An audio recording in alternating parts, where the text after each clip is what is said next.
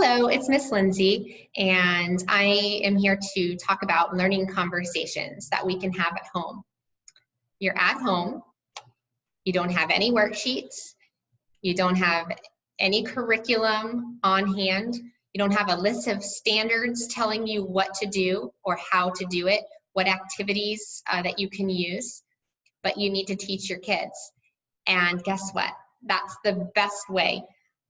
Is your home environment and just having things around the household, real life things, the real life world, training our children up. So what can we do? What are some ideas? And this is something that I personally love to do. I love teaching our children with just different everyday things that we do in our own household. And so I wanted to share some different ideas with you and just kind of transition your mindset a little bit and see if you can think in new ways, new creative ways that can bring just excitement into your household and excitement with learning and letting the kids see just how much fun learning can be, even when they're playing or even when they're eating dinner or whatever it may be that you are doing around your house. So, for example, if you like to play games, you might play Monopoly or checkers, or if there's a trivia game that you have. There are so many different ways that you can use this. For example, if there's a trivia challenge, first of all, the content in a trivia game, you're learning maybe science and different social studies questions, depending on what the game is asking. You can have different conversations with those questions and really dive deep if there's a question that was, intriguing to you. You can research it after. Learn right with the kids. It's so important to show them that you're coming alongside them to learn, that it's not that you know it all and that you should be the one teaching it to them. Sometimes that can come across when we have a curriculum in front of us, that these are certain standards that have to be met at this time. We do everything and it feels like because we are out of control in some way, we're trying to control it by having certain time frames or certain lessons that meet this certain standard.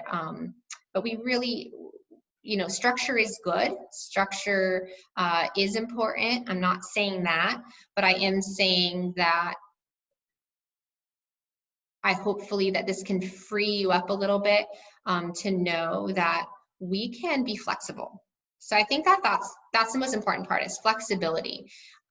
We're not saying just eliminate it all structure, but to have flexibility in that you can learn in so many different ways, and it will motivate the kids that, wow, learning is just, I'm learning all the time, and I'm learning when I talk to a friend, and I'm learning when I go somewhere new.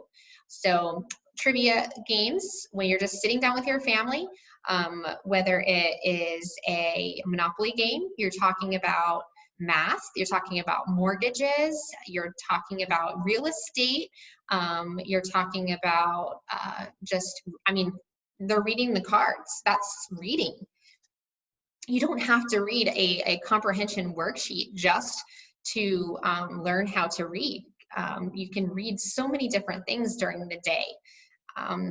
Story time at night. That's one of the biggest reading programs, the most important reading program that you could ever do with your child. I've talked about this before in other videos and with other people, is that your reading program should be your story time at home, teaching about inflection. And if you don't know how to read yourself, we're trying to provide a platform for that as well, so that you can see that we are just using our God-given voice to be able to speak with authority and speak with just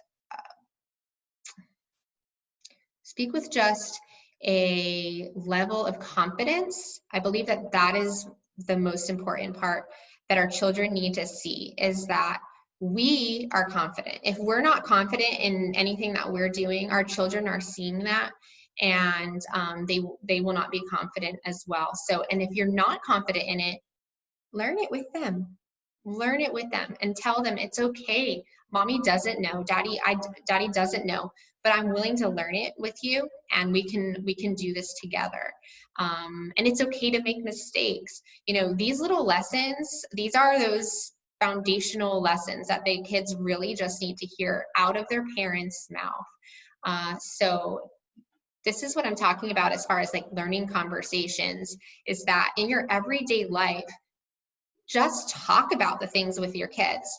You know, during dinner time, sitting down and asking questions around the table, you know, about and talking about different memories, talking about, you know, instead of saying, well, what did you do today in school? You know, or what did you do today with your friends? But specifically asking. Specific communication is so important. And saying to them, you know, well, I know you were outside with Brandon, and I saw you guys running around. What game were you playing? And so it opens up conversation, and you can go into so much. You know, well, we were playing tag.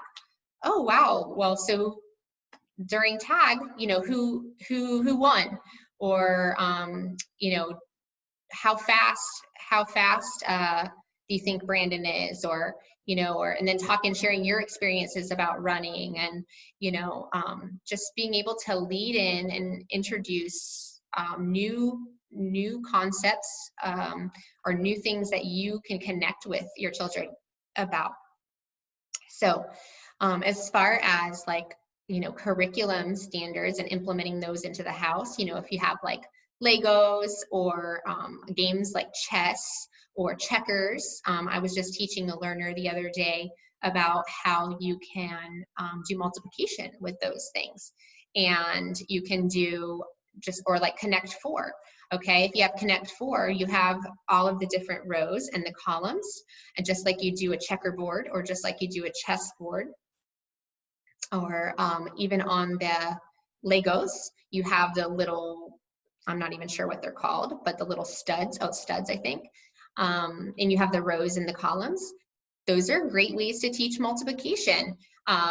3 across times 4 down, and that's 3 times 4. The Connect Four, count the number of rows and count the number of columns, and you can teach them about how that is with multiplication. You can do you can bake cookies. You can do chocolate chip cookies and talk about how, you know, in every, you have 5 cookies, and we're going to put 2 chocolate chips on every cookie, and so 5 times 2 is 10. And so I know I did not like word problems when I was a child, and it was really hard for me to read and understand them. So when I would begin teaching the word problems, I would really have to think about it visually. And so it started to help me think of different creative ways of how I could bring it to life for the kids. So think about how you use multiplication in your everyday life, such as if you have 5 people in your household and everyone has 2 eyes. Okay, so we have 5 people in our house and 2 eyes on every person. How many total eyes do we have all together? So you can go around and count them. 2, 4, 6, 8, 10. 5 times 2 is 10.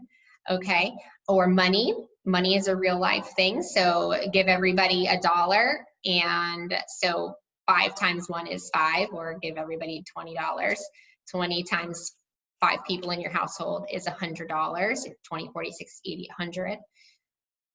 Thinking about real ways to implement, you know, math concepts. Cooking is a great one, especially for fractions as well, using the measuring cups, talking about how your water the water gallon that you buy at the store is a gallon, and the difference between a gallon and a half gallon and then a quart size. Just go to the grocery store, have a learning conversation at the grocery store and talk about quarts, pints, and gallons.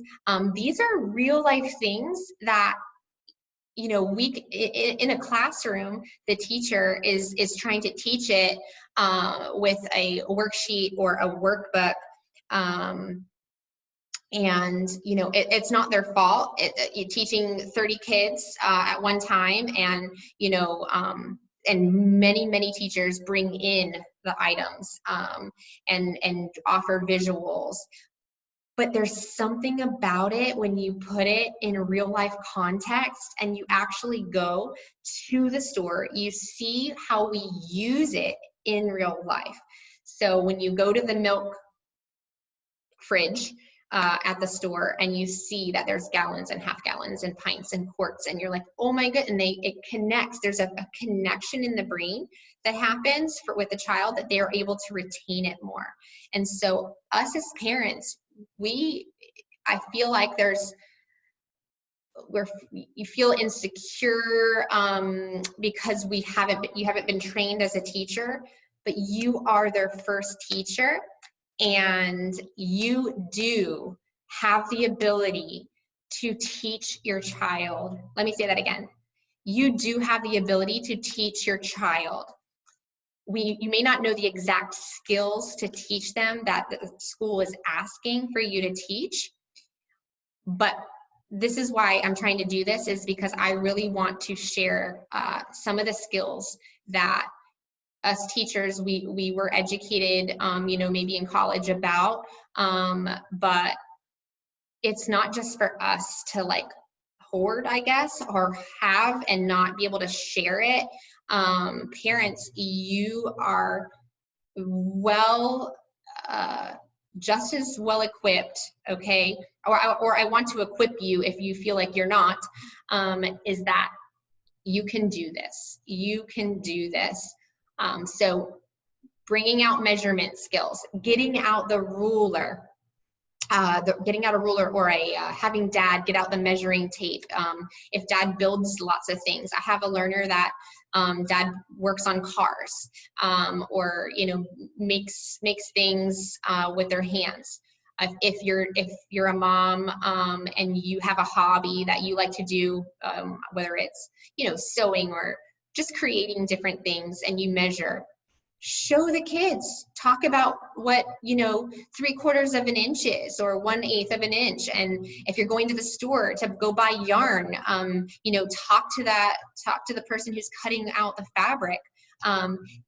These are real world skills, but also skills that they're supposed to be learning for their tests or whatever it may be.